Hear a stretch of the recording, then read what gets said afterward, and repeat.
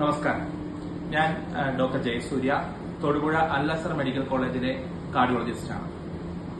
എല്ലാ വർഷവും മെയ് മാസം ലോക ഹൈപ്പർ ടെൻഷൻ മാസമാണ്. മെയ് 17 ലോക ഹൈപ്പർ ടെൻഷൻ ദിനമാണ്. ഈ ഒരു അവസരത്തിൽ അമിത രക്തസമ്മർദ്ദത്തെ പറ്റി ജനങ്ങൾക്ക് അവബോധം സൃഷ്ടിക്കുക എന്നതിനു വേണ്ടിയാണ് ഞാൻ ഈ വീഡിയോ ചെയ്യുന്നത്. നമുക്ക് ചുറ്റുമുള്ള പലർക്കും ഉയർന്ന രക്തസമ്മർദ്ദമുണ്ട്. പക്ഷേ അതിൽ 99% ആൾക്കാർക്കും നമ്മൾ രക്തസമ്മർദ്ദം കണ്ടുപിടിക്കപ്പെടാറില്ല. അതിനാൽ തന്നെ ഉയർന്ന രക്തസമ്മർദ്ദം എന്ന് പറയുന്നത് ഒരു സൈലന്റ് കില്ലറാണ്.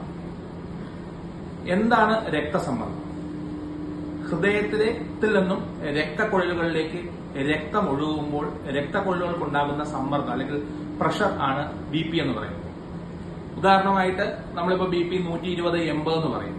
ഇതിൽ 120 എന്ന് പറയുന്നത് ഹൃദയം ചുരുങ്ങുമ്പോൾ ഉണ്ടാകുന്ന പ്രഷറും 80 എന്ന് പറയുന്നത് ഹൃദയം വിശ്രമിക്കുമ്പോൾ ഉണ്ടാകുന്ന പ്രഷറുമാണ്. വളരെയധികം പ്രധാനപ്പെട്ട ജീവിതശൈലി രോഗമാണ് അമിത രക്തസമ്മർദ്ദം എന്ന് പറയുന്നത്. നമുക്കിനി അടുത്തതായി എന്തൊക്കെയാണ് അമിത രക്തസമ്മർദ്ദത്തിനുള്ള കാരണങ്ങൾ എന്ന് നോക്കാം. വ്യായാമക്കുറവ്, അമിതമായ വണ്ണം, സിഗരറ്റ്, മദ്യപാനം, അമിതമായ ടെൻഷൻ, ഉറക്കമില്ലായ്മ, പിന്നെ പാരമ്പര്യമായിട്ടുള്ള കാര്യങ്ങൾ. ഇതെല്ലാം തന്നെ അമിതമായ രക്തസമ്മർദ്ദത്തിലേക്ക് നയിക്കും. അമിതമായ രക്തസമ്മർദ്ദം ഉണ്ടായിക്കഴിഞ്ഞാൽ അത് എന്തൊക്കെ കോംപ്ലിക്കേഷൻസ് ആയിരിക്കും ഉണ്ടാക്കുവാൻ സാധ്യമായത് എന്നതും വളരെ ഇമ്പോർട്ടന്റ് ആയിട്ടുള്ള കാര്യമാണ്.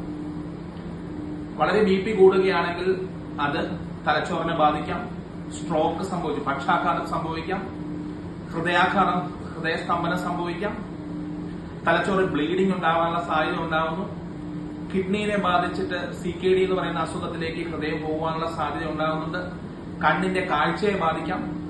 അതായത് നമ്മുടെ ശരീരത്തിലെ അവയവങ്ങളെല്ലാം തന്നെ അമിതമായ രക്തസമ്മർദ്ദം ബാധിക്കുന്നു. അതിനാൽ തന്നെ BP നേരത്തെ തന്നെ വളരെ രക്തസമ്മർദ്ദം നേരത്തെ തന്നെ കണ്ടുപിടിച്ച് ചികിത്സിക്കേണ്ടത് വളരെ അത്യാവശ്യമായിട്ടുള്ള കാര്യമാണ്. അടുത്തതായി നമുക്ക് എങ്ങനെ BPയെ നിയന്ത്രിച്ചു നിർത്താമെന്ന് നോക്കാം. നമ്മൾ പ്രധാനമായും ശ്രദ്ധിക്കേണ്ട ഒരു കാര്യം എന്ന് പറയുന്നത് നമ്മുടെ ജീവിതശൈലിയിൽ ഉണ്ടാകുന്ന മാറ്റമാണ്.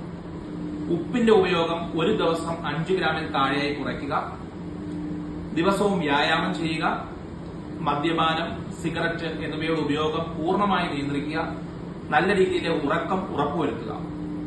ഇത് പ്രധാനമായും നമ്മൾ ചെയ്തിരിക്കണം. ഇതുവഴി നമുക്ക് BP കൺട്രോൾ ചെയ്യുവാൻ സാധിക്കും. ഇതുകൂടാതെ തന്നെ ഡോക്ടറുടെ സഹായം തേടുകയും കറക്റ്റായ രീതിയിൽ മരുന്ന് കഴിക്കുകയും ചെയ്യുകയും വേണം.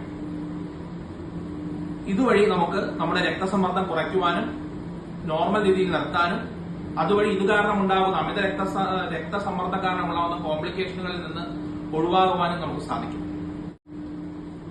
ഇപ്പോൾ യുവാക്കളിൽ വളരെയധികം രക്തസമ്മർദ്ദം കൂടുതലായി കാണാറുണ്ട്. അതിനാൽ തന്നെ 30 വയസ്സ് കഴിഞ്ഞിട്ടുള്ള എല്ലാവർക്കും ഇടയ്ക്ക് BP പരിശോധിച്ച് അവരുടെ രക്തസമ്മർദ്ദം ഉയർന്നതല്ല എന്ന് ഉറപ്പുവരുത്തേണ്ടതായിട്ടുണ്ട്. ആരോഗ്യകരമായിട്ടുള്ള ഒരു ജീവിതം നയിക്കുന്നതിന് ഇത് വളരെ അത്യന്താപേക്ഷിതമായിട്ടുള്ള കാര്യമാണ്. നന്ദി, നമസ്കാരം.